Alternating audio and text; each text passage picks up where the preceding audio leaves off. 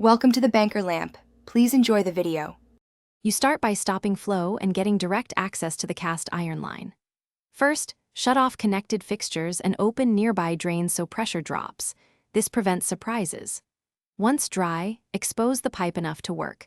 Clean soil and corrosion away and clear space 1 pipe diameter each side of the hole. Then measure the hole length and outer diameter so you can decide whether a band clamp, epoxy patch, or a section replacement is required. This measurement guides the parts you'll buy next. You now prepare the surface and perform the repair itself.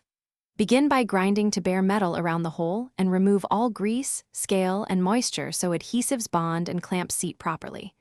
If using epoxy patch, mix exactly and press material to fill voids, smoothing and overlapping at least 1/2 the pipe diameter.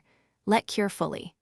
If fitting a gasketed repair clamp or coupling, center it, hand start bolts. Then tighten bolts evenly in sequence to manufacture torque. This prevents leak. You finish by restoring support and verifying the fix holds under load.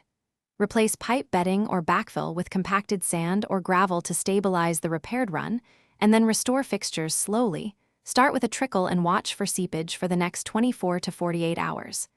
If you see a persistent leak, make one key troubleshooting check.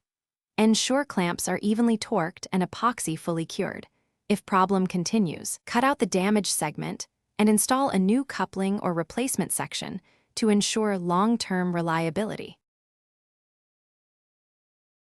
Thanks for watching. If this was helpful, leave a like and consider subscribing. See you next time.